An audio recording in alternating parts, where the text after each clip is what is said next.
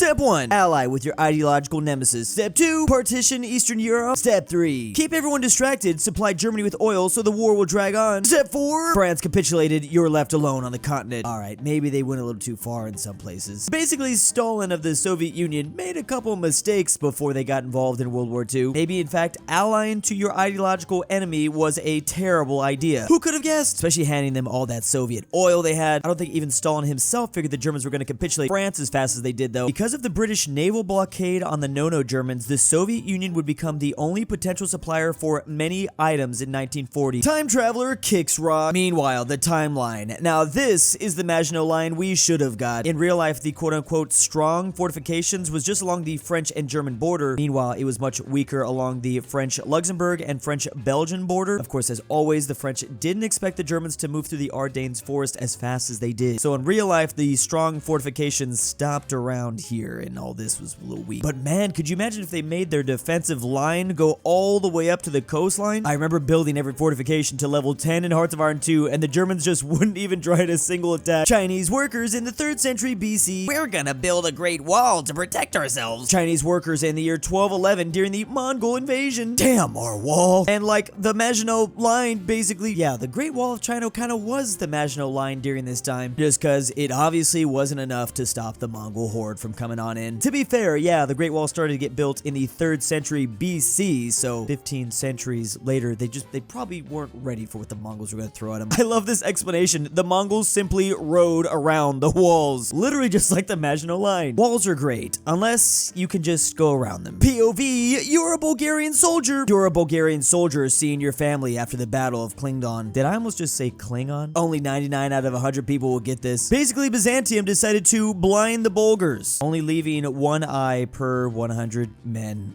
There's a couple moments I read about in history that's literally stomach turning. This is definitely one of them. Rassus looking at history. Wow, we've got thousands of fascinating cultures and civilizations to choose from. Get that out of the way. Huh? That's my favorite. Meanwhile, short-lived military powers that lost the only war they fought. Yeah, good point. They went 0 for 1. Seriously. Both the No-No Germans and the Confederacy. It is interesting that those are such popular nations or uprisings from history, but there's seriously thousands of others, being good or bad. There's a lot to choose from, really. German lovers be like, all Germany had to do was take Moscow and the Soviets would have surrendered. Meanwhile, Hans, the moment he steps foot into Moscow, well, this is pretty much what would happen. And there is a fake explosion of a skull. I'm thinking Hans is freaking dead. Surprise, surprise, it wasn't that easy. As I talked about earlier in a video this week, if you're discussing how Germany could have won World War II after they declared Operation Barbarossa and deciding to invade the Soviet Union, it's too late. It wasn't gonna happen. You gotta go further back. All Germany had to do to not lose was win. Shake my head. Portuguese colonialism, according to the brain impaired. Meanwhile, Portuguese colonialism in reality. Over the following decade, these indigenous tribe groups suffered large depopulation due to disease and violence. Yeah, it wasn't just this. Also, there wasn't hearts involved. I mean, even the left image is not, I mean, come on. These relationships were probably only wanted by one side. And then you got all this on top of it, yeah. Country name, Landian Empire. Yeah, that's cute. Also another country names, People's Free Democratic Republic of Basic Land. Yeah, I found any nation that's named the Free Democratic Republic of whatever.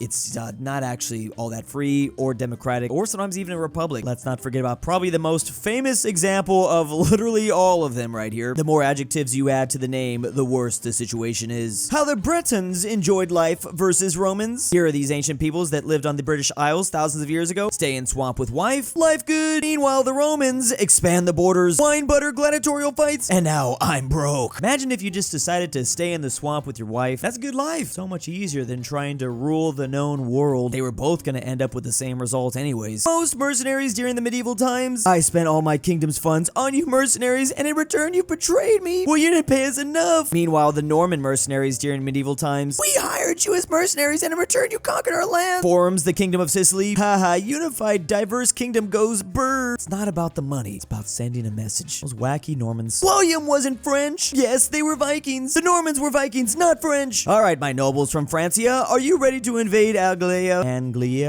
Oil or oil? Yeah, I don't think they really cared. Didn't really matter to them. Doesn't make a difference. Engineers working on the Brooklyn Bridge, watching construction workers get oofed violently from their blood boiling after finishing work on the tower foundation, like noted. All right, so you don't want your blood to boil. I didn't know that. Man, just reading about some of those early construction periods like 150 years ago, just sounds terrifying. It's like, no way they could have known what they were doing back then. Read about an old Bolshevik. Oh, interesting. I haven't heard about him before. Go on Wikipedia. Died in 1737. Why did so many Soviets die in the year 1937? So weird, right? They were all generals and artists and politicians and writers. Oh, what are the chances? What an odd coincidence that is. It's almost as if there was some sort of great purge that took place in the year 1937 and 1938. Are you winning, my sons? Yes, Baba. We've returned from Korea with a Navy Cross, a DSC, a Silver Star, 2 Bronze Stars, 4 Purple Hearts, and arguably 8,000 lives saved. Let's go. Shouting in Mandarin to sow confusion, he hurled grenades and shot at Chinese troops. That was the eldest son. The youngest son here, Buck, mounted on top of the tank and heedless of the enemy fire, directed return fire. Meanwhile, the second son was a pacifist who earned a Bronze Star as an army medic. We learned about this guy like last week. I guess his entire family was just super based. It was all making their dad proud. The superpower circle jerk, circa World War II. At the top, we have the USSR. Wow, the M4 is good. I'll use it instead of my T-34, they say to the USA. Meanwhile, the USA says back to the USSR, wow, the T-34 is good. I'll mythologize it. The USA also saying to Germany, wow, the Tiger is good. I'll mythologize it. And wow, Rommel is good. I'll overplay him. Then there's the Germans saying back to them, wow, the Browning pistols are good. I'll issue them to special forces. Wow, Patton is good. I'll overplay him. Finally, Germany to the USSR, wow, the T-34 and this 41 is good. I'll use it instead of my Panzer IVs. And the USSR says back to Germany, wow, the Panzer IV and MP40 is good. It's funny how much we romanticize generals and equipment, including tanks from other places, even if we were all fighting on different sides. I know the US definitely does that with like AK-47s, for example. Everybody wants that here. T-34 is still modern equipment in Russia, I hear. 80 years later. Athena, goddess of war, goddess to victory, says war goddess of the Greeks. Morgan, please don't take me with you, says war goddess of the Celts. And there's war god of the Norsemen, Thor. So a couple different cultures with war gods. Meanwhile, there's some Korean shamans. God MacArthur demands more war. Nuke them all. Nuke all of them. Oh, wow. Is that really his picture right here? So the South Koreans maybe loved Douglas MacArthur? That's news to me. Bet you the North probably don't like him. Behind your touch shaman prayers to General MacArthur. Is that McDonald's? Is this Papa humming?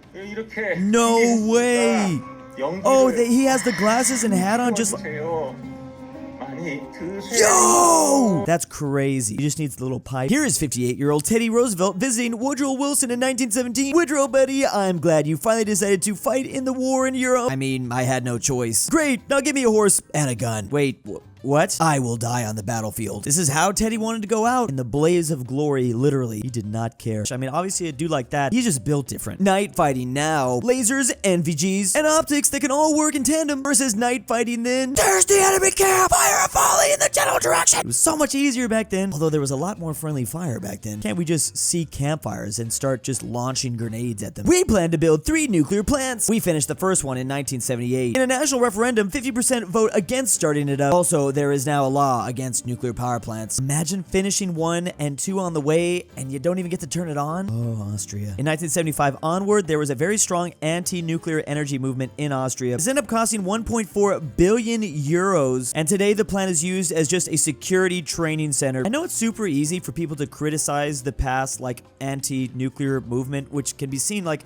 literally only 10 years ago there was a lot of it. But you forget about obviously Chernobyl. This is before Chernobyl, but there was a lot of like big anti-nuclear, just sentiment because of the looming Cold War and the, death of the entire world possibly. This is my neighbor. He's Germany. He is pain in my butt. I speak German. He speaks German. I have good classic music. He has good classic music. I provoked 2 world wars. He gets all the blame. Great success. The Austrians pulling pranks on Germany since 1914. And one wasn't enough. They were gonna have to do it again in 1939. My empire get very dismantled. He has no empire, so he country gets very dismantled. Austria wasn't gonna be the only one that got completely dismantled after a world war. Obviously, after World War II, Germany also eventually got dismantled. It was all a part of their long game. Richard Nixon revealed to a wartime friend during World War II that he had remained a virgin until his late 20s. He apparently used to ruin dates by giving women speeches about what might have happened if the Persians had conquered the Greeks rather than romance. So if the Persians won, you wouldn't have had Western civilization as you know it. I want to go home.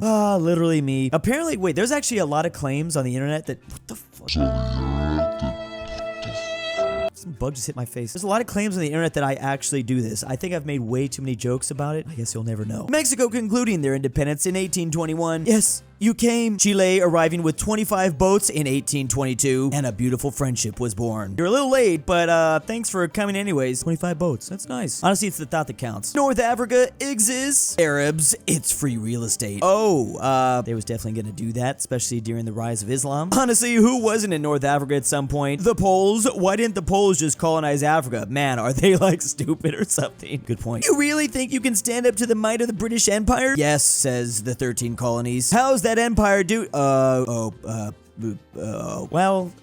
it's not like the book of history is ending right now. Maybe they'll make a comeback, and maybe it's America that will actually not have the last laugh. Who knows? Who knows? Says J.R.R. Tolkien. What should I call the evil follower of Sauron? He's a man. Sauron.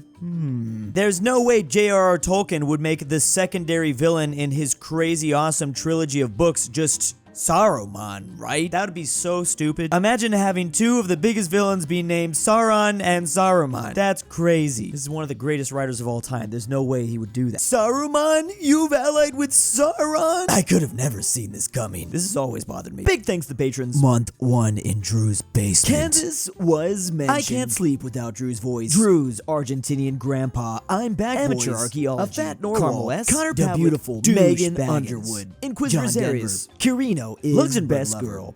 Tyrol. The Mexican KingBearHaze. Fredrik Tibblin. And ZaneyBoi.